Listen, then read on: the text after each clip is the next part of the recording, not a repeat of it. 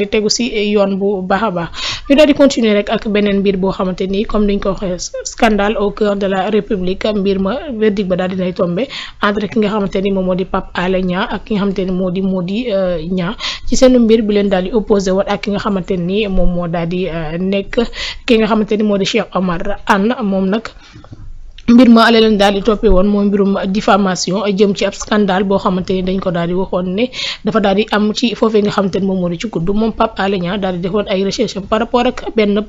rapport boo xamante ni OFNAC la daal di jógee bind ab livre pour mën a wax sénégalais yi wan sénégalais yi ne leen am na ab scandale financier boo xamante ni am na foofee ba mbir ma daal di amee nag ki nga xamante ni moom moo di Cheikh Omar Anne moom ci boppam nekkoon ancien ministre ak directeur du kudd moom dafa daal di woon porter plainte pour diffamation verdict ba nag daal di nay tombé moom mi nga xamante ni moom di Pape Alé Niang dañ ko daal di daan lu toll ci 3 mois de prison avec sursis ak li nga xamante ni moom moo di 5 millions yoo xamante ni war na ko daal di reversé ki nga xamante ni moom moo daal di nekk Cheikh Omar Anne ndax moom moo ko porté woon plainte moom ak ki nga xamante ni moo di Mody Niang mi nga xam ne moo préfacé li nga xamante ni moom moo di livre boobee nga xam ne Pape Alé Niang moom moo ko daal di bindoon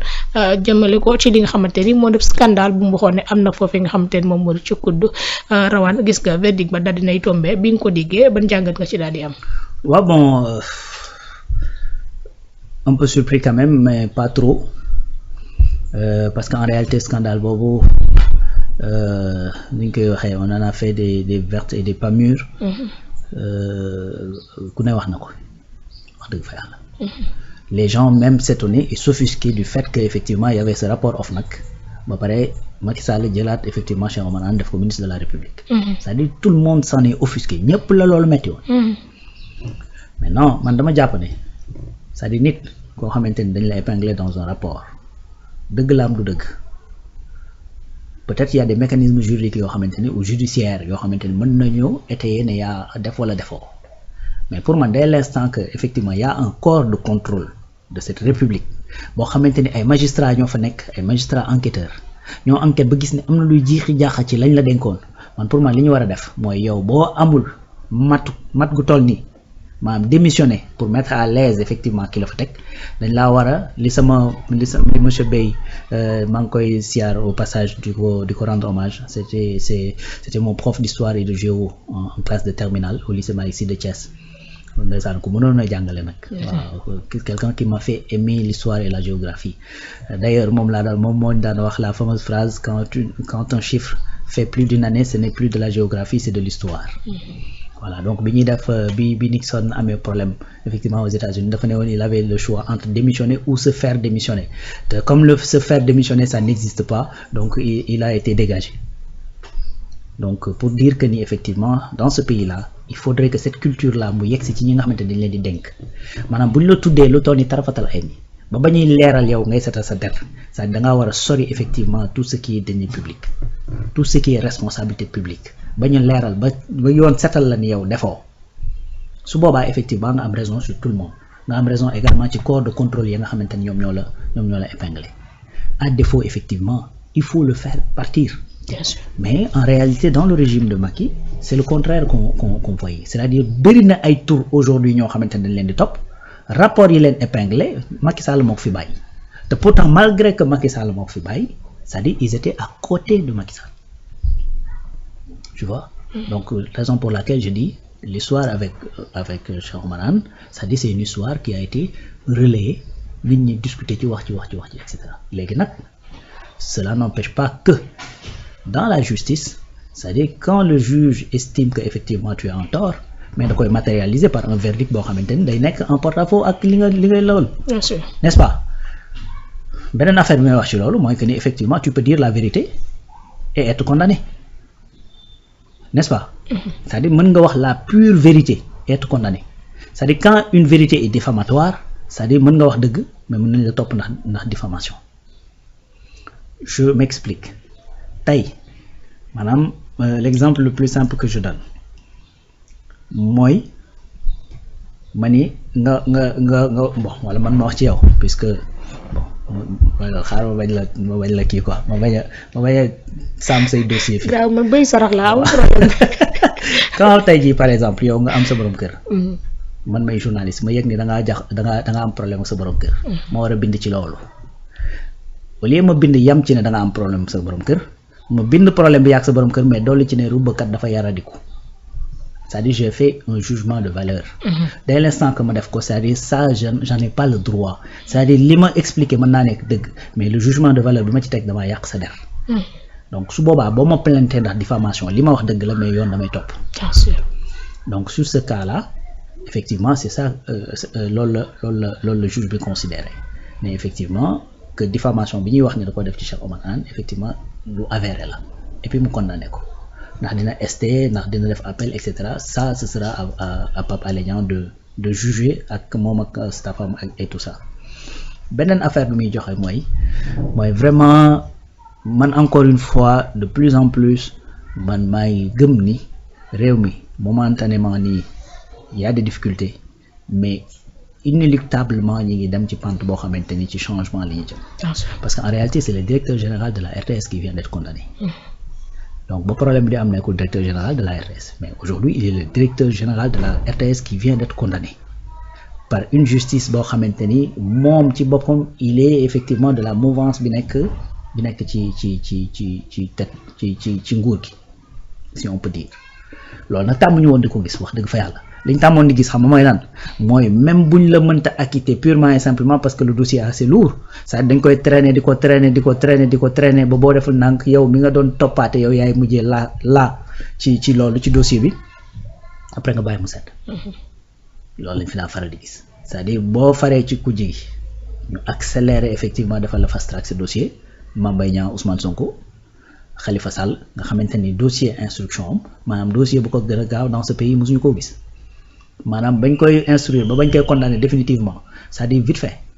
ñu taxañ ay dossier am dem dóor ci kaso bi mais alors que su fekkee ni yow yaa jógoon nag plainte koo xamante ni dafa nekk ci état bi day traîner dara du ci am ba d'ailleurs Ousmane Sonko avait porté une plainte contre Mamour Diallo ci histoire terrain bi nga xamante ni moo nekkoon Tëngéej la famille Mbengue le juge daf ko classé sans suite et pourtant en ce même moment OFNAC avait fait un rapport dans lequel dafa doon wax nañu topp waa ji moom ak Tahirou Sarr pour association de malfaiteurs pour et cetera en ce même moment là donc loolu lañ daan faral di gis donc aujourd'hui ñu bëgg ko ñu bañ ko cette justice là est en train de se réformer, est en train de se changer, est en train de prendre des décisions yoo xamante ni globalement wala pour la plupart di nga gis ni lii kat effectivement amul benn parparloo wax dëgg yàlla léegi nag encore une fois fi ma tàmbalee woon sànq laay wax il n'existe pas de monde parfait l'œuvre humaine n'est pas parfaite nit ñi danañ juum parfois sax danañ juum sciemment rendre décision boo xamante ni dañ koy def sciemment pour des motivations yoo xamante ni mën naa multiple dañ leen a korom dañ leen a fay dañ la bëggul état d'âme politique et cetera yooyu des fois day am xam na loolu nag moom mooy confirmer la règle comme quoi que ni certainement lu ci ëpp mi ngi dox donc loolu lay jàngat ci nii mooy nit dana wax dëgg ba pare yoon condamné ko ndax ci dëgg nga muy wax dafay am diffamation pour quelqu'un autre chose mooy que ni instant bi nekk auprès du régime actuel cela effectivement làqu la bu la yoon waree daan donc loolu aussi beneen jàngat la boo xamante ne def naa ko ci beneen affaire itam mooy que ni effectivement on n'est pas là à traîner des dossiers yoo xamante ne dañ ko war a vider une bonne fois pour toutes mais ñu koy traîner juste dans le but de traîner ko pour yàkkal yenn affaires yi donc ça c'est une bonne nouvelle pour le Sénégal et pour la justice sénégalaise. Ouais. En tout cas moom ki nga xamante ni moom moo di Pape Alé Niang moom procès bi ni mu daal di demee dafa nekk loo xamante ni bett ko ci verdict bi nga xamante ni am na parce que moom xaaroon na ne mbir mi dina daal di demee nii mais nu ko daal di tegee ci cadre que ne dafa am certains juges yoo xamante ni dañoo am eu donc contre ki nga xamante ni moom moo di Ousmane Sonko ni mu ko daal di waxee nee na loolu mooy daal di continuer ba tey parce que dafa am un fait inédit bu am ci moment bi nga xamante ni moment procès bi la moom nee na jour procès bi benn fait inédit comme ni mu ko waxee moom moo ci daal di am boo xamante ne dafa choqué pratiquement ñi nekkoon foofu yëpp ndax benn juge boo xamante ne mag la ci âge am moom moo ko daal di interpellé ne ko est-ce que Ousmane Sonko li nga xamante ni moom moo ko daal di dal jamono bi nga xamante ne dafa génne woon ay informations confidentielles dañu ko daal di radier ci administration bi nga xamante ni ci la daal di nekkoon mu nekk loo xamante ni moom ci jëm boppam moom da koo choqué li mu waxee loolu ak ñi nga xamante ne ñoom ñoo fa daal di nekkoon moom na Pape Alé en guise de réponse moom leen dafa daal di métti loolu noonu nga xamante xamante ni da wax nañ ko par rapport ak li daloon Ousmane Sonko comme moom ku koy daal di noppiloo ka ni ko yow tamit même sort bi mën na la daal di daal mais ne nag comme nee na Dieu fait bien les choses ki nga xamante ni moom lañ rajee woon tey moom moo daal di téye administration sénégalaise donc yàlla day atte te du wax kenn dara day bàyyi ba mbir mi jot rek mu door a atte mu ngi noonu garab gi doon penc law bi du ko gis ba di koy gor du goree suul voilà donc mi ngi noonu beneen affaire mooy effectivement li mu wax noonu c'est assez révélateur de justice ni mu doon doxee en fait c'est-à-dire c'est assez révélateur léegi itam il faut comprendre une chose man li mu wax je le comprends parfaitement bien que peut-être mën nga ko partager dans une moindre mesure ou pas même mais c'est-à-dire ñëpp mënuñoo bokk yam quoi c'est-à-dire ku ci nekk avec ses sensibilités ku ci nekk avec ses kii et puis quand on parle comme système bi nga xamante ne moom la tout le temps Ousmane Sonko di wax le système ce système là est incarné par des textes et des hommes c'est-à-dire am na ci loo xamante ne sax c'est au-delà des hommes c'est-à-dire c'est les textes moo les contraindre effectivement ci li nga xamante ne moom le système bi bëgg donc loolu c'est une réalité malheureusement léegi nag encore une fois cela n'exclut pas li ma wax sànq mooy que ni des fois mën nga wax loo xamante ni c'est la vérité te ñu condamné la ci parce que peut-être document ba nga génnee c'est un document confidentiel génnagul ak et cetera yu demee noonu xam nga parce que li muy rappelé noonu mooy fait bi nga xamante ne moom moo amoon ci le rapport IGF xamante ne Mame Mbaye Niang moo ne rapport am na moo ne rapport amul moo génnaan ne rapport am na que commandité war rapport bi génn ne rapport am na te Mame Mbaye Niang ci boppam moo ko laajoon pour ñu def ko mais sauf que le document en question moment bi nga xamante ne moom la ñuy wax ci loolu le document était un pré-rapport donc confidentiel kenn amuloon droit am ko voilà donc loolu même boo ko génnee tu dis la vérité mais le simple fait de le sortir dañ lay topp pour recel de document administratif ou de recel de document confidentiel et cetera qui demee noonu tu vois donc ça c'est le premier point loolu la ko certainement koo ko rappeler pour xorñoñal ko pour xoxatal ko mais en général boo nekkee ci benn affaire mu nekk lu dëggu ci yow nekk conviction pour xorñoñal la wala pour changer loolu effectivement de trajectoire mën naa jafe lool comme Pape Alé l'a dit Dieu fait bien les choses tey ka nga xamante ne moom lañ doon wax moom ci boppam mi ñu waxoon loolu tey mi ngi nii effectivement di jiite RTS di jiite des milliers de personnes alors que moment bi ñu koy wax loolu benn téléem la yor ak benn téléphone am bu ndaw peut-être di diffuser ci benn site internet aujourd'hui il a des milliers de familles yoo xamante ne dañuy dépendre ci sa direction tu vois donc yàlla moo demee noonu en tout état de cause daal man ce que je dis mooy que ni voilà une justice boo xamante ni mu baax mu bon dans une moindre mesure elle est en train de changer. Elle est en train d'évoluer, de changer.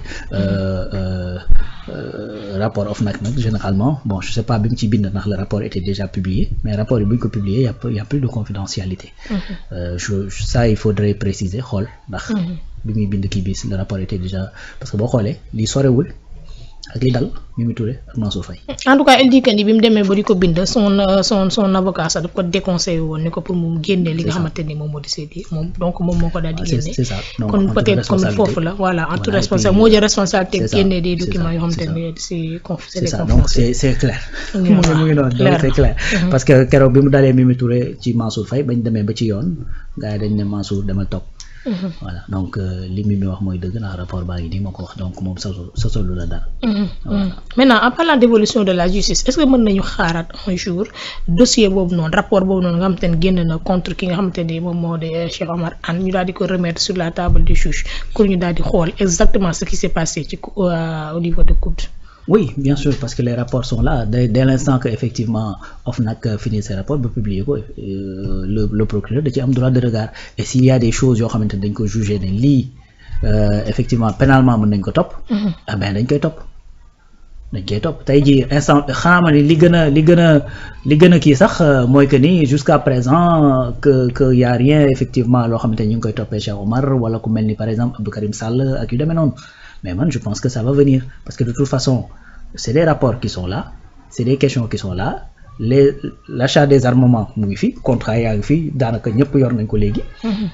n'est-ce pas donc ce rapport du COUD mi ngi fi donc tôt ou tard dossier moom dana dox ba yegg fa c'est-à-dire selon les priorités et selon certainement la gravité des choses poursuivies bon xam naa moom mooy tax rek gars yi daal di prioriser certains dossiers que d'autres mais tout rapport qui est là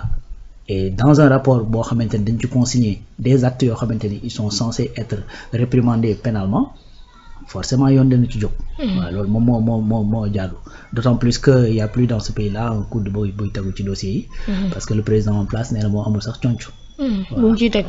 concam diisul.